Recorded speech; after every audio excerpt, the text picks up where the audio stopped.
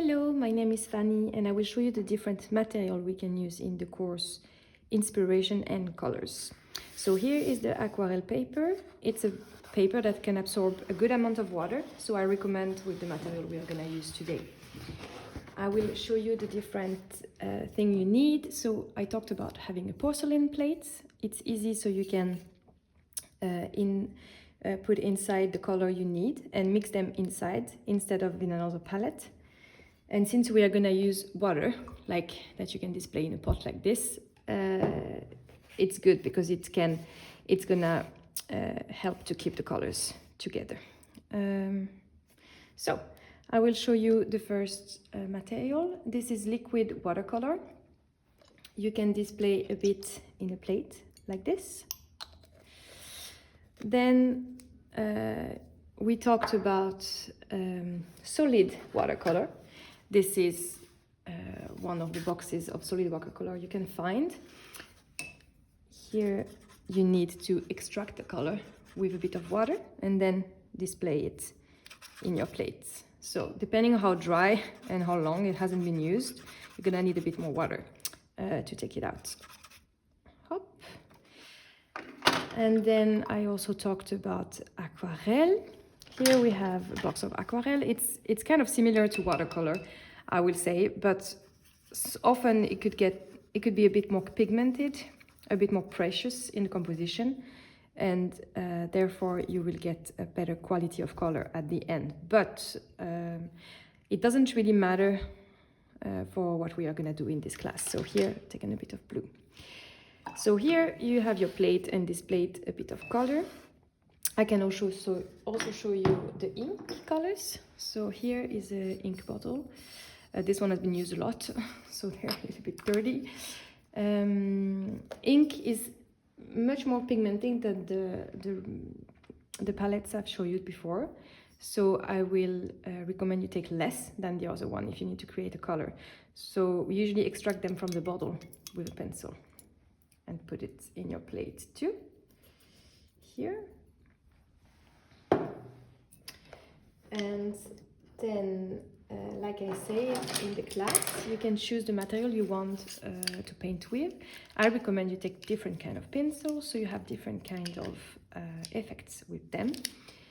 And when it comes to using the more like thick version of color, for example, I talked about having acrylic, black and white acrylic paint, then you can even put in the game some ustensil like those ones that you can use, so you will be able to create a bit more of structure.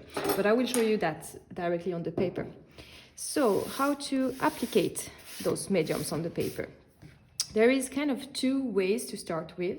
You can start by placing some water on your paper, just like this, and then getting some of the color from your plate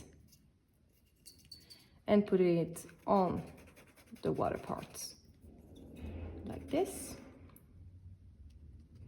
And then this is the ink. You can see it's much more spreading and much more intense color than the other one.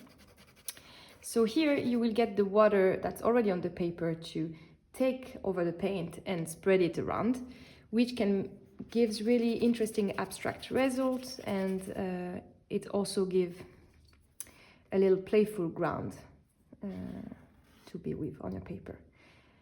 But you can also do the other way around. So you could extract first the color and put it directly on the paper. So you can create lines, you can create a drawing, something that looks a bit more like something figurative if you would like to. But then before it dries pretty quickly, but you can take maybe a pencil that takes a bit more water and you can add the water to it after. And that way you will control a bit more how the water is moving around the color, but you can also create really interesting patterns that way. And depending how much you take, you can directly take, for example, the ink from the bottle,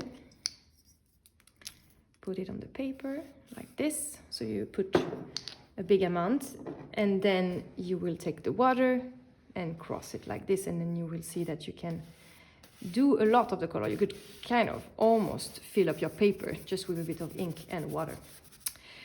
The nice thing with those different materials is that they work together. So if you take, for example, the aquarelle, I have a little box here, you can also take some from it with water that you put in your plate or that you will use directly on the paper. And like you can see, ink and aquarelle work really good together. And you can decide to mix them directly on the paper and create special colors, or you can mix them in your plate and create a special color there that you will then use on your paper. The interesting thing is that you can always create new shades and new tones by you adding more or less water to your colors.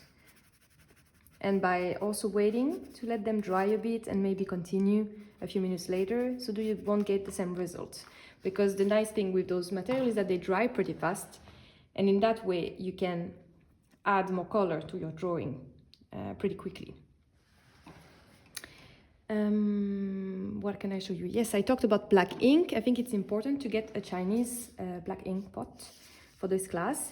I have a big bottle because I have big classes, but you can find them in this format, so small bottles, that's enough. For me, I will display a bit in my plate. Oops, a bit much. And then you can take your pencil, maybe a new one, or just clean an old one. Here we have some fabric so we can clean our pencils with. And then take off the black ink, and you can draw with it directly with a pencil, lines. But you can also do the same way. You can add water to it and create different shades. Like this, for example. There's a bit of blue now inside the water. And yes, the nice thing is that this ink is really black, really strongly pigmented. So if you take it completely without water, then you will get a really nice black at the dry.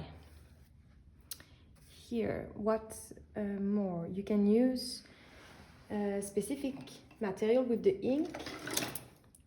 For example, this kind of ink pen. So you just have to put it in your ink.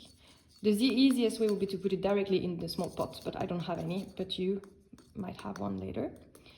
And then you can draw smaller lines.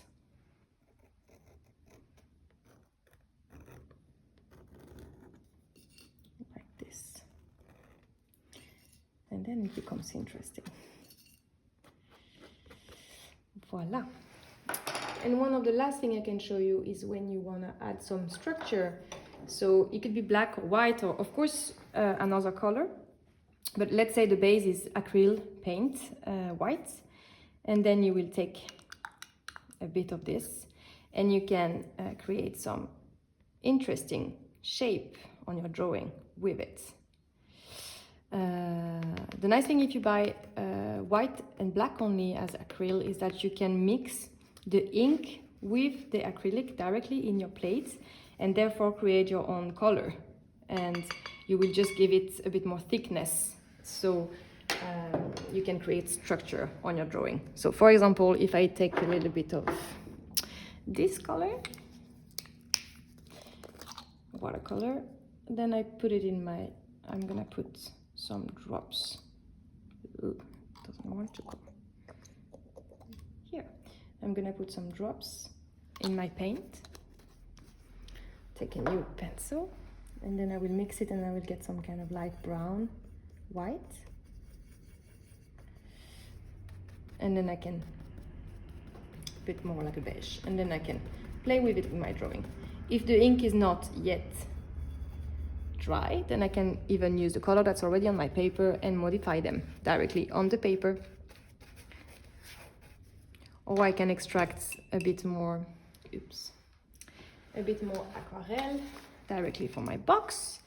For example, this color I find pretty nice and interesting.